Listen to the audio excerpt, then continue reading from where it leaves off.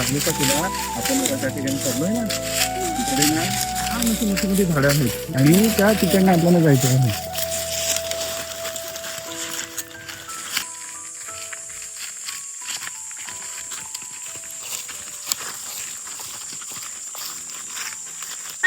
थकलो ना, आज किती चालायचा. हो ना दादा, फार थकली. चला ना आता कुठेतरी बसू. हो ना, चालेल. चला रे, बसू थोडा वेळ.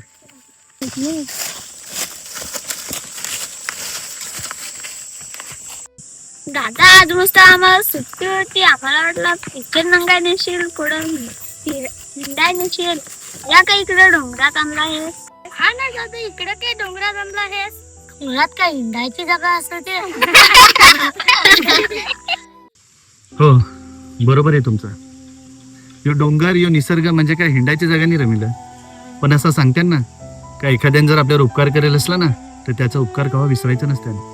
आपू या जंगलासाठी, या डोंगरासाठी आयुष्यभर जरी काय केला ना, तरी त्याचा उपकार आपले केव्हाच फेडू शकणार नाही. आजकालच्या सोशल मीडियाच्या जमान्यात काय आहे माहिती आहे का, आपल्या मोबाईलवर, टीव्हीवर घरात बसेल असतो. त्याच्यानं आपल्याला जंगल काय आहे, निसर्ग आहे समजून येईल. तो समजून घेण्यासाठी आपल्याला त्याच्या सानिध्यात या लागत. म्हणून आज मी तुम्हाला इकडे घेण्याला आलो. हे डोंगर आपल्या उपकार करतो म्हणजे काय रे दादा? पोरा हो, हे जंगल म्हणजे काय फक्त झाडाझुडपाने रमिलं. याच्यापासून ना आपल्याला ऑक्सिजन भेटतो. म्हणून आज आपले जिवंत आहोत. आपली जशी घरं आहेत ना, तशीच हे जंगलामध्ये ना फार असं प्राणी पक्षी यांची पण घरं आहेत. आणि हे जंगलात एवढ्या औषधी वनस्पती आहेत ना, का त्या औषधी वनस्पतीमुळे आपला सगळं आधार चांगलं होत्या. पण काही दृष्ट लोक अशी आहेत ना, का जी स्वतःच्या स्वार्थापोटी किंवा ना मस्ती म्हणून फक्त हे जंगलाला आग लावून देतात. ते आगीमुळे होतं काय, का जंगलाच्या त्या झाडांच्या बिया मरतात. बिया म्हणजे काय, तर त्यांची पोराच झाली ना रे.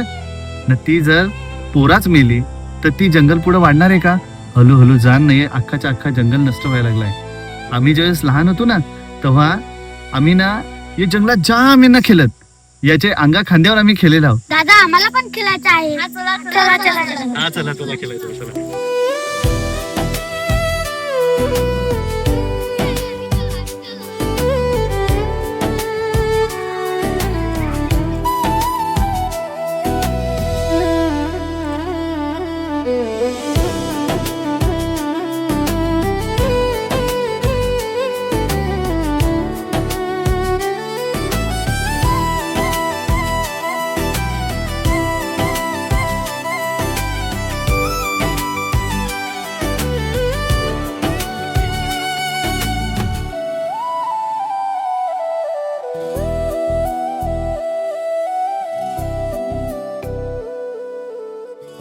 साहेब येणार आहे, त्याला जागा दाखवू. या जागा आले वाटतं.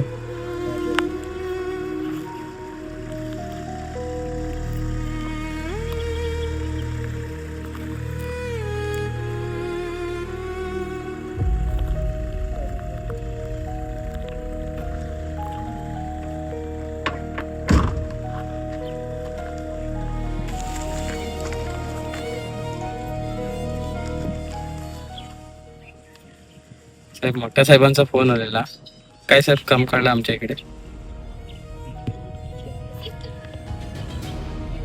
तुमच्या गावाच्या नदी शेजारी डोंगराची सर्व जागा मला पाहिजे. तिथे मला नवीन प्रोजेक्ट तयार करायचे. साहेब, डोंगर म्हणजे गावकऱ्यांचा जीव. ते डोंगराची जागा नाही देणार. त्यांना सांभाळण्याचं तुमचं काम. मला ही जागा कुठल्याही किमतीत पाहिजे, समजलं? हो साहेब.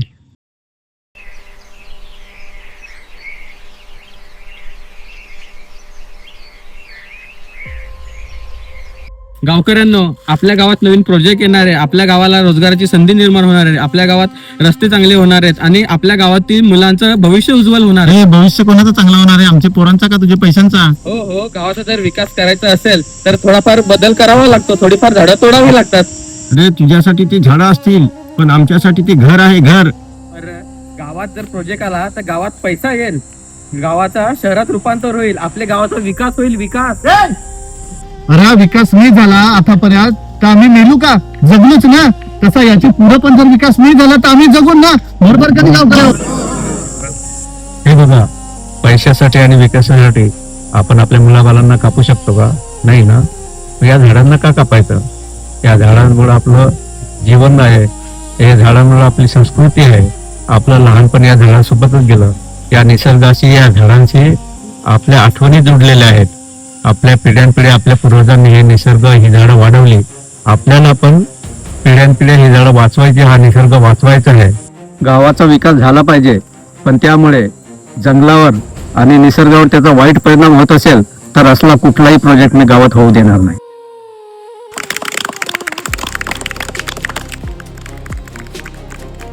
साहेब, मी तुम्हाला आधीच कल्पना दिलेली होती. गावकरी हे जंगलाला देव मानतात आणि साहेब ते पैशापुढे झुकणारे नाहीत. आणि साहेब, या प्रोजेक्टला त्यांनी साफ नकार दिलेला आहे. नकार दिला तरी पण हा प्रोजेक्ट मला त्याच जागी उभा करायचा आहे. साहेब, ते कसं शक्य आहे? ते शक्य तू करून द्यायचे आहेत आणि त्याचे तुला मी 10 पट रक्कम जास्त देईन. तुला काय करायचं आहे हे तुला चांगलंच माहित आहे. साहेब,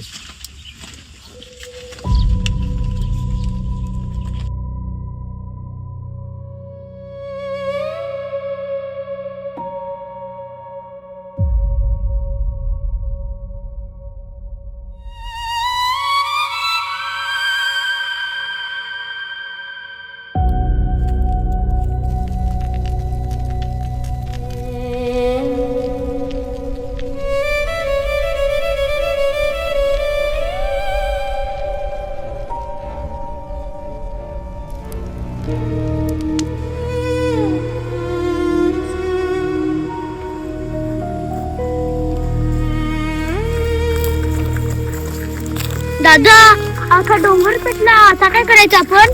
दादा, अख्खी झाडा मेली, असं आपले पण वरून टाका.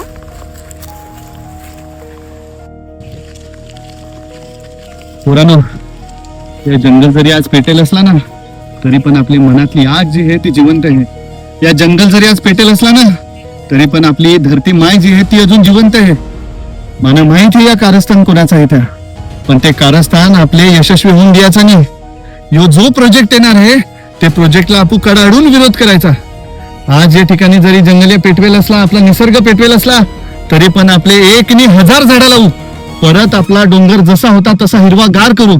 पण आपले हे प्रोजेक्ट साठी विरोध करायचा म्हणजे करायचा. आपला डोंगर जो आहे वाचवण्यासाठी सगळे परत एकदा प्रयत्न करायचा.